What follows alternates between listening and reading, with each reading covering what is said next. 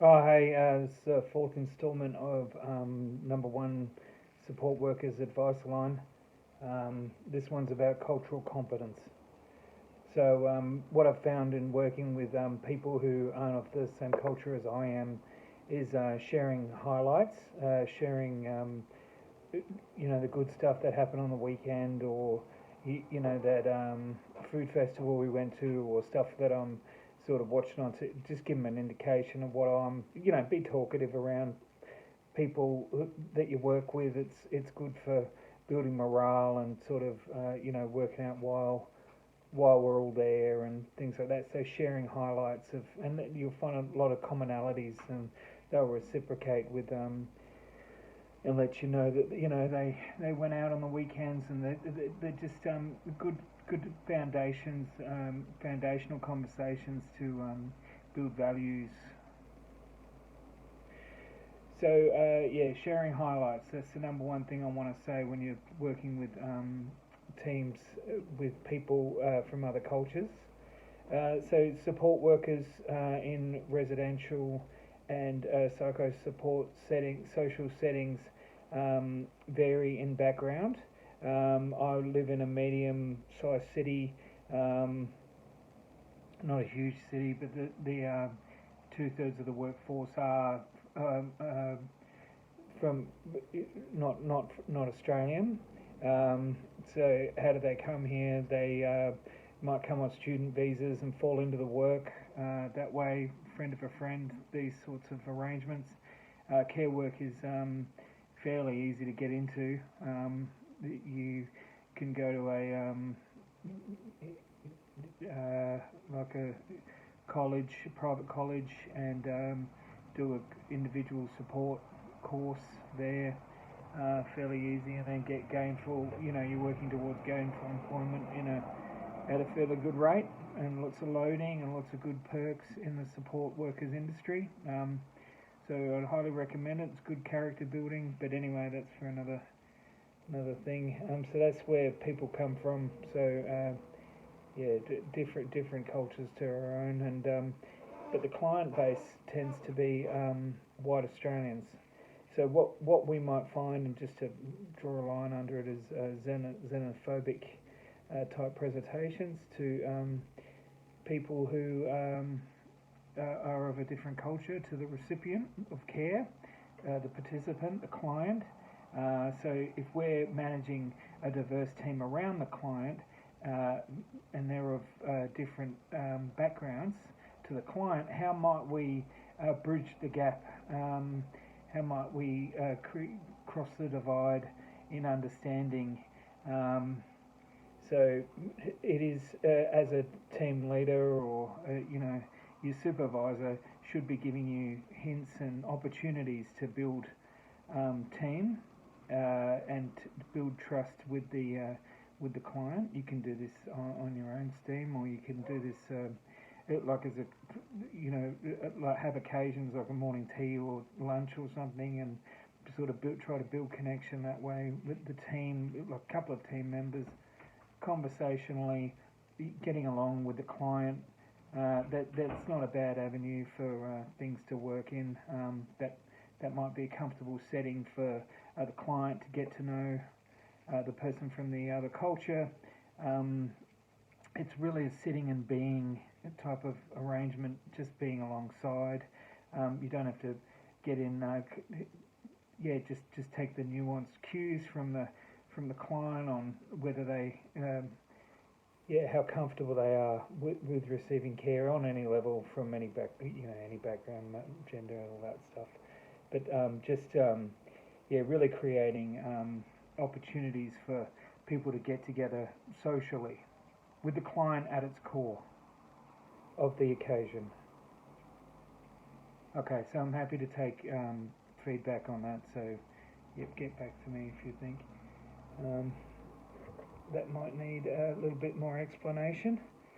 Enhancing practice. So stories about how we enhance practice, doing team when we're there with handovers and and team building exercises. Really getting stuck in next to your colleague.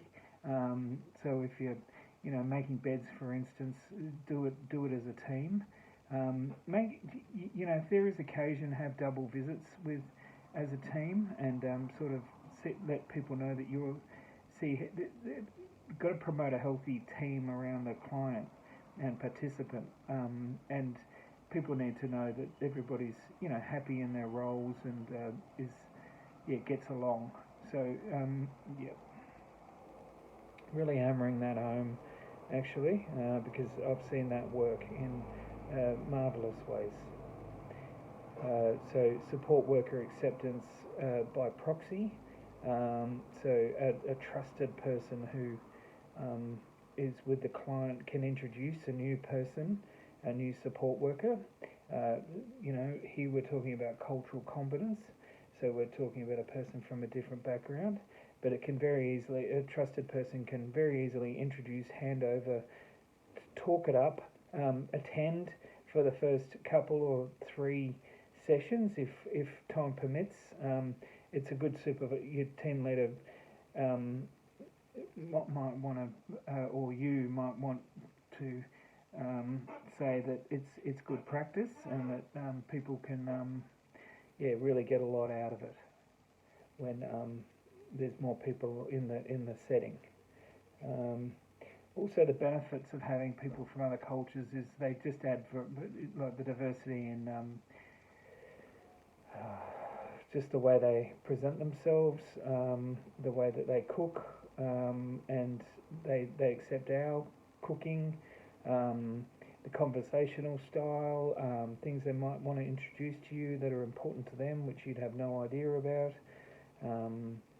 I've had mantras sort of introduced to me by past support workers, and the cuisines and multicultural discussions, where people are coming from.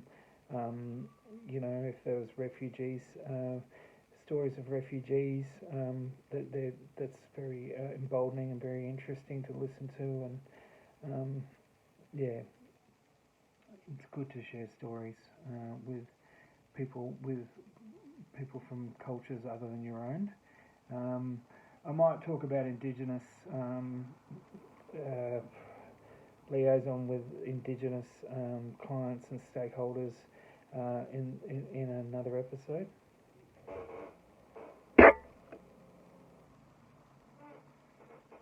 So deliberate team exercises is something that you want to incorporate into your team building practice. Deliberate team building is going out for dinners. People may want to meet in a park for special occasions.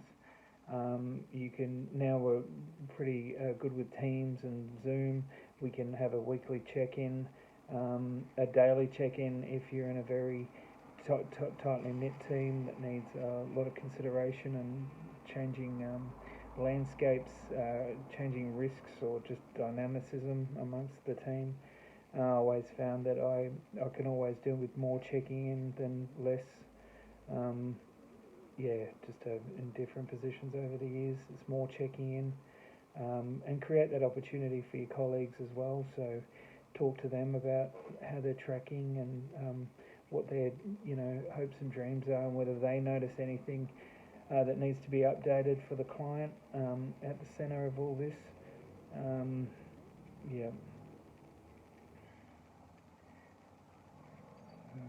Making the client perspective sophisticated to people from cultures other than our own. So some of us have been through tertiary education, and we're quite practiced and skills in theory, and we need to be able to impart this to our support workers. I need to impart this to you, how to break it down between who does what out there in the allied health landscape, and what your roles and responsibilities are. Your main role, to underline it, is to be part of a team which is healthy and seeks supervision and gets along with diversity and flexibility by being flexible and working with the client needs at the centre of everything you do. Client needs and duty of care. So you've got to be constantly checking in with each other and your supervisor about how you're enabling independent living circumstances to a person in a residential setting, or dignity, maintaining dignity, of course, in more aged care settings. But that's a different thing. I'm talking about support workers who are in sort of young, where people are more ambulant. The health needs aren't crucial, like they're not clinical, so they're just out in the community in group homes, residential settings, and psychosocial support settings. There's plenty of avenues for growth in this industry. There are plenty of avenues for career paths for somebody coming from another country and having just landed. The work is a really good thing to be available. I think the work is undervalued in Australian society. We can have a discussion on that, and not enough sort of exposure is given to the value in the work, the good things about it. It is well paid. It is very well paid, and it's good service work. But yeah, at the heart of it is team building and being able to cope with diversity, and imparting that knowledge onto your clients and the people at the centre of the teams that are so diverse. So so we could talk about genders and how different cultures see genders as well, but we're not going to go there. We'll do that in a different under a different title.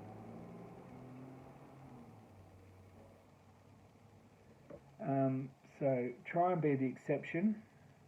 Try and be the exception to the rule when it comes to you're having met a person from a background different to your own. They will have met new people in their lives who didn't respond to them as readily as they should have. So try and be that person who does respond, and with warmth and genuine curiosity, and you'll find that you'll had that shown instantaneously, and the richness of working in culturally diverse teams has really shaped who I am and my value system, and how I pass on to my people who listen to me. So that's about it. I'm going to wrap it up there, but thanks for listening, and okay, so that's cultural competence. Happy to add more to it. I think it's it's a worthwhile. It's an open. I'm not yet seeking to shut the door on that conversation topic. Okay, thank you.